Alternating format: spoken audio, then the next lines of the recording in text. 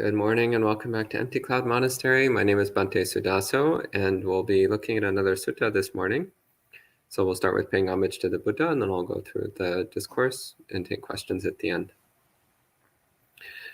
Namo tassa bhagavato arahato samma sambuddhassa. Namo tassa bhagavato arahato samma sambuddhassa. Namo tassa bhagavato arahato samma sambuddhassa. Buddhang dhammang sanghang namassami. So this morning we're looking at the Bhaddaka Sutta from Anguttara Nikaya chapter 6, sutta number 14. The title is given here by Bhante Suddhāso as a good death. So the word Bhaddaka literally just means lucky or fortunate or auspicious. But as we see in the sutta, it's specifically talking about a good death, auspicious death. And this is one of the discourses which is given by Venerable Sariputta. So, of course, the vast majority of the suttas are attributed to the Buddha.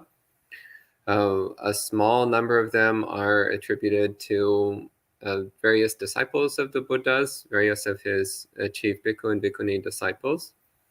And of the non-Buddha suttas, the largest number are given by Sariputta. And then a handful by others, such as Dhammadina Bhikkhuni and Venerable Ananda and Mahamoggallana and a few others. But most of the extra ones are by Venerable Sariputta. And I personally tend to really like the Sariputta suttas. I'd actually like sometime to put together a compilation of all the Sariputta suttas. Anyway, so the discourse begins. Sariputta addresses the monks. Venerable monks, Venerable Sir, they reply. And Venerable Sariputta said this. Says, there's a way that a monk can live life so as to not have a good death. He says, and how does one live life so as to not have a good death? Says, here there is a monk who relishes work, relishes talking, relishes sleep, relishes company, relishes intimacy, and relishes complication. They love these things and they like to enjoy them. A monk who lives life like this does not have a good death.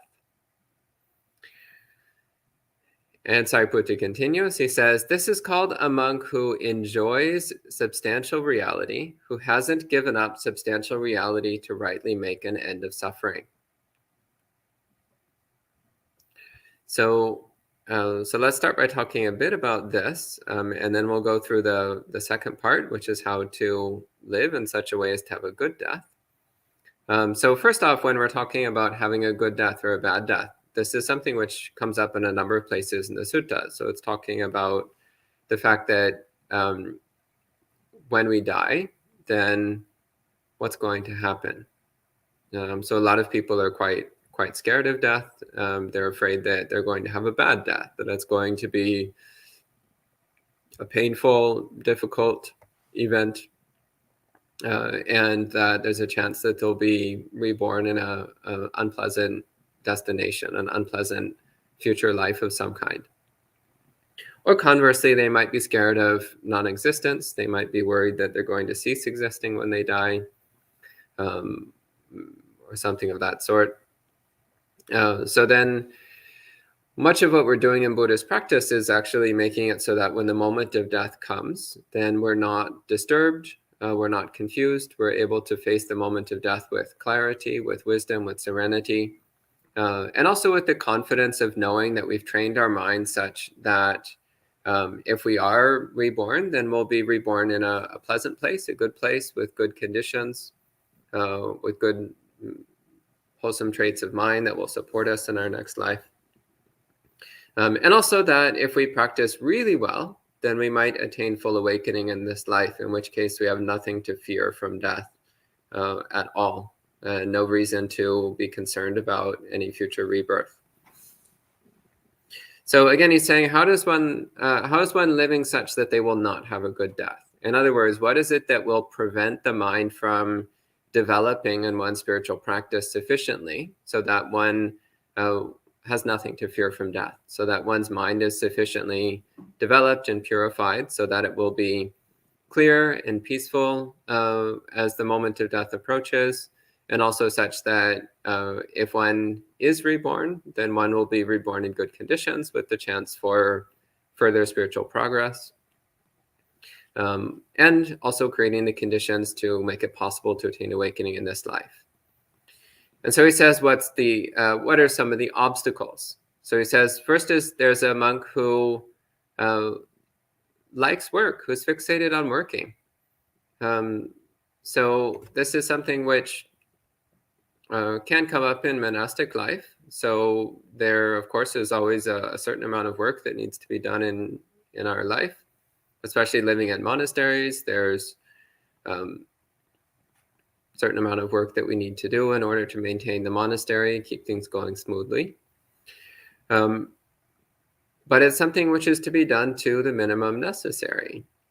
So watching to see when we start to use work as a way of distracting ourselves, as a way of entertaining ourselves, as a way of wasting time, as a way of pulling the mind away from our practice. So I have actually seen this a number of times in monastic life, where there was a monk who seemed to just really be obsessed with work. They were always really enthusiastic about the work period, and then even in their free time, they would continue finding little jobs and things to do around the monastery. And usually, people like that, they don't last long in monastic life. Because usually it's a sign that they're not particularly interested in meditation practice. They're not particularly interested in sutta study. And often it's also an indication that there's some kind of internal flaws that they're not willing to face. So this is something that we really need to look out for. So it is, of course, it's important to do what needs to be done, to take care of what needs to be taken care of. But we should be watching out for, are we using work as a way of not looking at our own mind? Because when we're caught up in activities, then it's easy to suppress or repress or ignore the difficulties that are going on in our mind. So to not face our inner challenges. So again, I'm thinking of a monk I know who, again, he really buried himself in work. He was constantly finding more work for himself to do. And then at some point, he just couldn't run away from his problems anymore. At some point, he had to face the problems that were going on in his mind, and he wound up disrobing because he hadn't developed the necessary skills in order to face those difficulties. So look at how we might be using work as a way of escaping or avoiding looking at our problems. The second one he mentions is one who likes to talk, who is obsessed with talking. So again, also talking is something that we need to do a little bit of from time to time. Giving Dhamma talks, having Dhamma conversation, that's useful. A certain minimal amount of cordial, polite conversation is okay.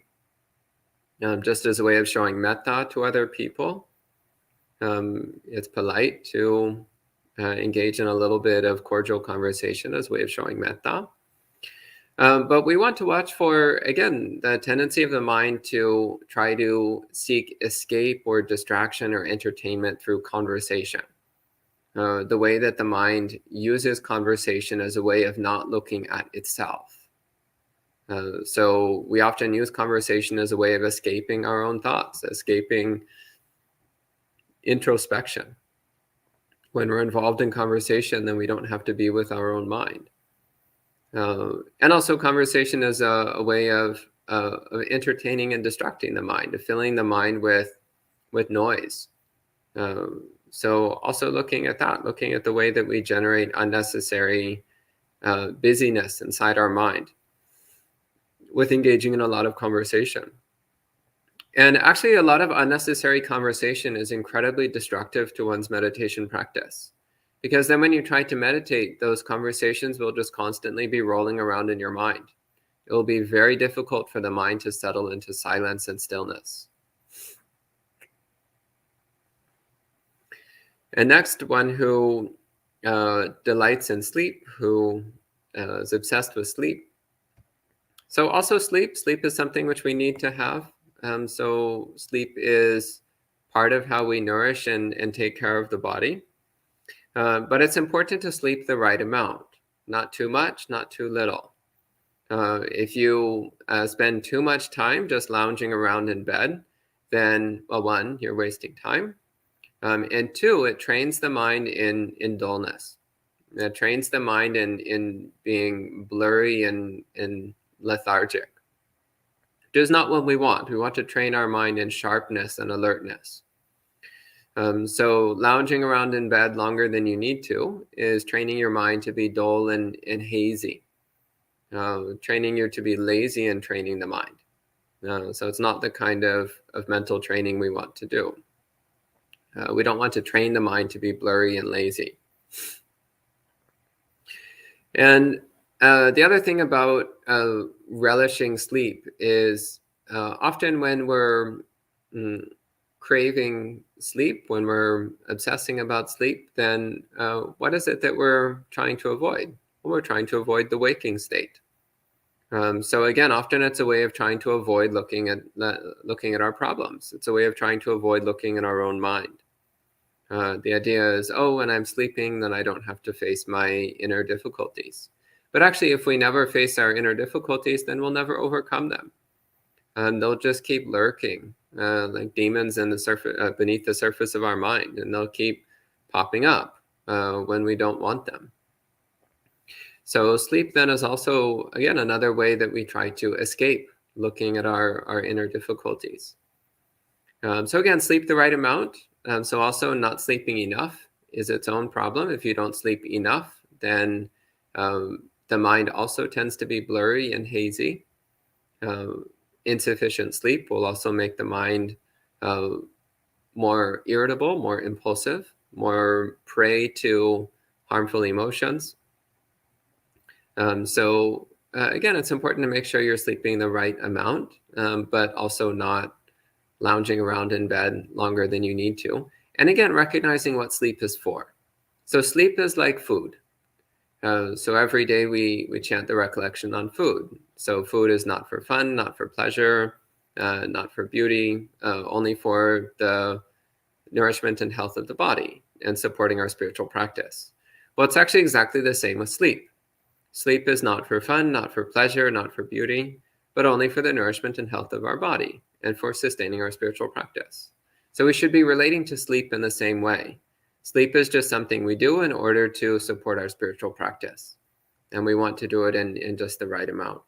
Not too much, not too little. Next is delighting in company, sanganika, which means being together with a group. So again, the Buddha greatly praised the value of solitude, of spending time alone.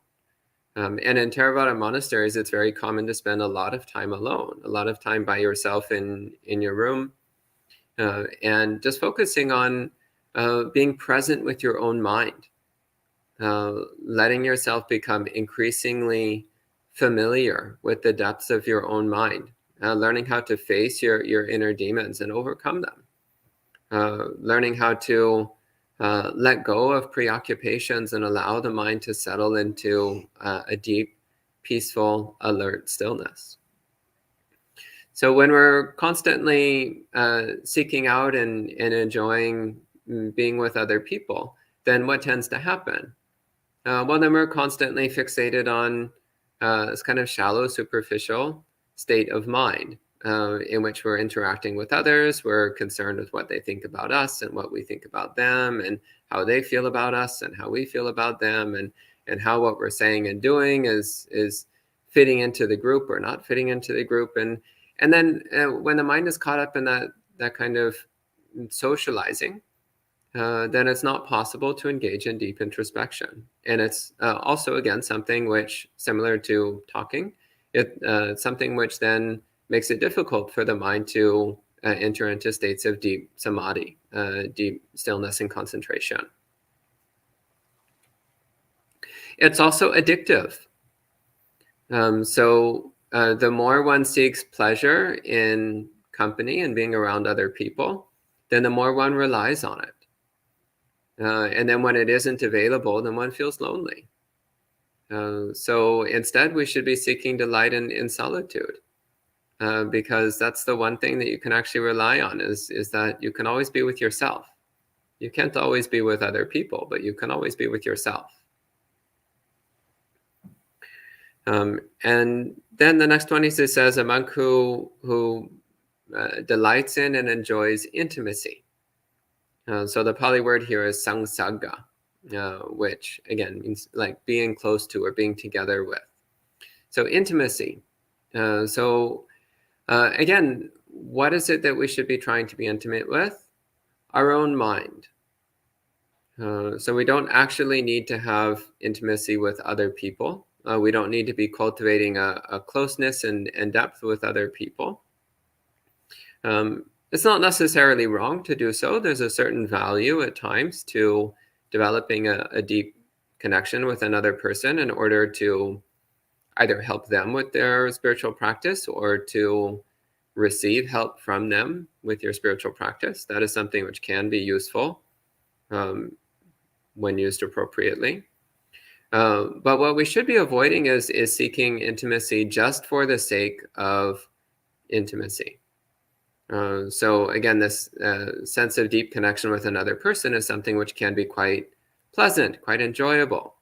But it's usually not particularly beneficial to our spiritual practice, especially if the other person is not a strong spiritual practitioner. Then cultivating closeness and intimacy with them is not really going to do you any real benefit. It's not likely to do them much benefit either. And again, it leads to this kind of superficial way of dealing with life, where we're constantly fixating on our relationship and involvement with other people, rather than on the deep cultivation of our mind. And also, again, if the other person is not really dedicated spiritual practitioner, if we cultivate closeness and intimacy with them, then they can easily draw us away from our own practice. They can easily lead us into temptation, lead us into unwholesome ways of thinking, speaking, and behaving. And even if the other person is a spiritual practitioner, if they're not fully awakened, or if they're not really dedicated to their practice, they might still wind up leading us astray, whether they mean to or not. So we do need to be really careful about unnecessarily cultivating intimacy with other people. And then the final one is one who delights and enjoys in papancha. So this word papancha is often translated as proliferation. These days I'm often rendering it as complication, complicating things.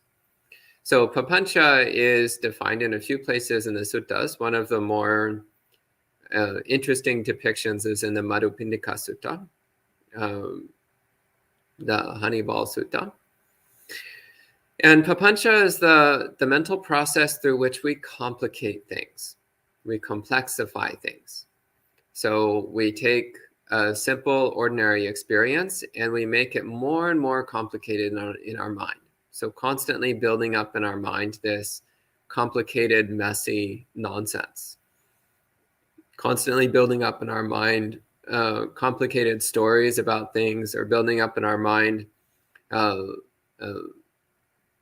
reactive plans or strategies about things. So constantly building up this inner noise and inner world and inner daydream. And all of that is just a way of pulling ourselves away from reality. So this is, again, something which might seem at first to be harmless enough.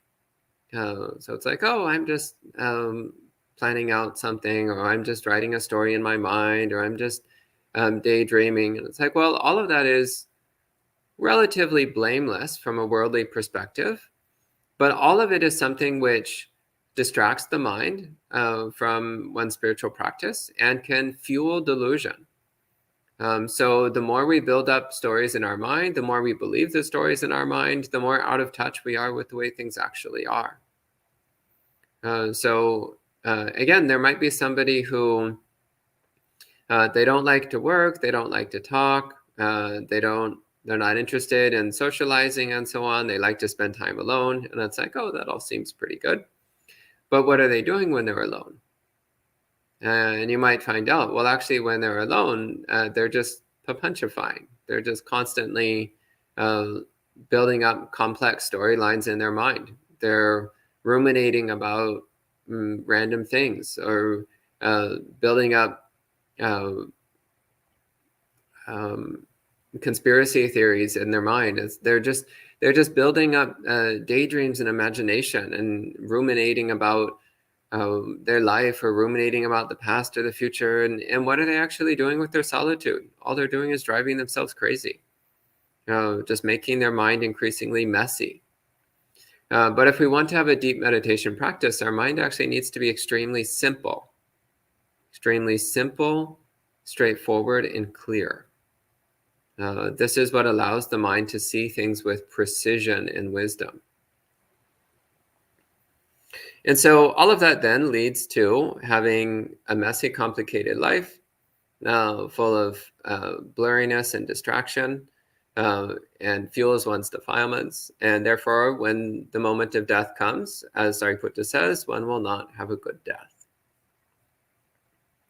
And finally, he says, this is called a monk who enjoys, in Pali it's called Sakaya.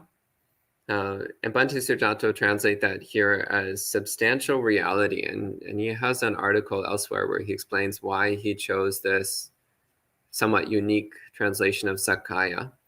So most other translators have translated Sakaya as personality or self-identity. So one who delights in self-identity. And there's good reason to translate it as self-identity, because this is how it's the word Sakaya is normally used in the suttas and how it's normally defined in the suttas. Sakaya is the self-identity that we have in relationship to body and mind, in relationship to the five khandhas. So one who is fixated and absorbed into self-identity, thinking I am this, I am that, this is who I am, is therefore bound to samsara. They're bound to the cycle of rebirth. They're bound to suffering. So then Buddhist practice is about letting go of Sakaya, letting go of self-identity, so that one can become free of suffering, free of the cycle of samsara. And Bhante Suddhāso translates it as substantial reality, based upon how a similar term was used in Jainism at the time. So a similar term which meant the belief that things had a genuine substantial reality to them. And that instead, through perceiving the impermanence and emptiness of things, then we come to recognize that actually all things are insubstantial. They don't have any substantial reality. And in so doing, then the mind naturally lets go of its desires and attachments and wrong views. So while I'm still quite hesitant about the translation substantial reality, there is a way of justifying it, which does fit within Buddhist doctrine. And so then Sariputta continues, he says, how does one live life so as to have a good death? And he says, of course, it's a monk who does not delight in work, talk, sleep, company, intimacy, and complication. They do not love these things or seek enjoyment in them. So it's the opposite. So one who is not obsessing about these distractions, these things which train the mind in the wrong way, which train the mind in the opposite direction of awakening. And he says, a monk who lives life like this has a good death. And this is called a monk who delights in nibbana. who has given up Sakaya, so self-identity or substantial reality, to rightly make an end of suffering. So one who delights in Nibbana, one who seeks pleasure in Nibbana. So Nibbana is the extinguishment of greed, hatred, and delusion, the extinguishment of dukkha. It's the realization of the fundamentally insubstantial nature of reality, so that the mind no longer fixates on things, and therefore is free of suffering. And then the sutta ends with a short poem. And of course, poetry always works better in the original language, but I'll read the translation here so you have a sense of what's being said. So first off, it says, a beast who likes to complicate, enjoying complication, fails to attain nibbana, the supreme sanctuary from the yoke. But one who gives up complication, enjoying the state of non-complication, wins nibbana, the supreme sanctuary from the yoke. So that's the end of the sutta. So we'll go ahead and conclude at this time with 3 sadhus, and then I'll see if there's any questions. Sadhu, sadhu, sadhu. So hello to all the people joining in online. Hello to Aparna, Gita, John, Bhumika, Manu, Karuna, Matthias, Manal, Amaranta, Miriam, Alex, Maria, Rebecca, Sud, Suresh, Yankee, Luisa, Damadipika, Molika, and everyone else who's watching. Good to see all of you. And I see one question here. So Matthias says, how to help friends and relatives to have peace and calm in the midst of aging, sickness, and facing death, friends and relatives who are not Buddhist. Well, it's always more challenging with non-Buddhists because with fellow Buddhists, we have a whole range of tools and strategies that we can use to help people. With non-Buddhists, it's a bit more challenging. So if they have some degree of genuine faith in an established spiritual tradition, so whether it's some form of Christianity or Hinduism or something else, then sometimes we can appeal to that. So pointing to the wholesome teachings within whatever spiritual tradition they follow and the forms of solace and comfort which those spiritual traditions offer, particularly in facing aging, sickness, and death. What's even more challenging is dealing with atheists. So I have to say, atheists really have the hardest time of it in this life. I really don't know how they cope. People like that, it's a lot harder. Just be there for them. Be kind. Be patient. Be caring. Encourage them to do good deeds and to rejoice in their good deeds. But yeah, it's a lot more difficult with someone who's really atheist. It's a really secular. People like that tend to be full of suffering and not understand why. Sometimes you can teach them the value of generosity and kindness and the happiness of equanimity, the happiness of renunciation and contentment. But often it's just really hard to get through. But it's still worth trying to some degree, but at some degree you just have to keep your own equanimity and recognize that you can't really do too much when somebody else is mired in wrong view. And Sud says, in lay life, it is not in our control to find solitude or to have even enough time to sleep. How should one practice in this case?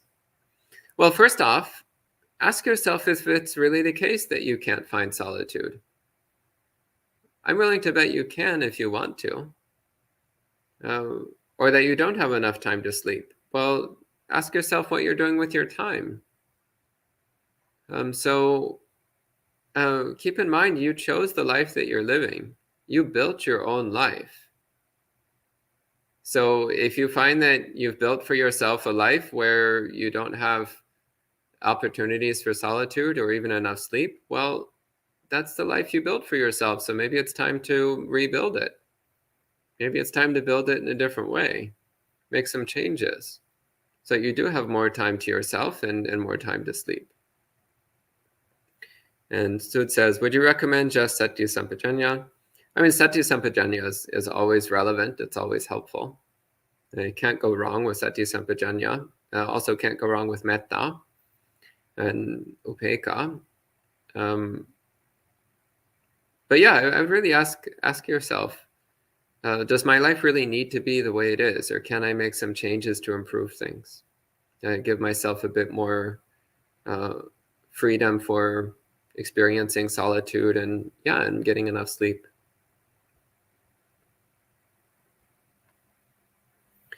And Aparna says, I struggle with dullness and blurriness of mind outside and during meditation. How do you investigate the cause? Thinking causes more movement of the mind.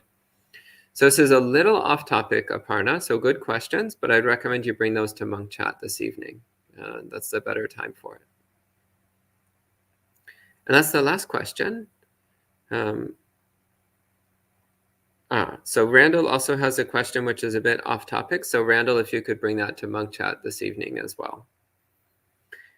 So that looks like the last question related to the suttas. So we'll go ahead and conclude at this time with 3 sadhus.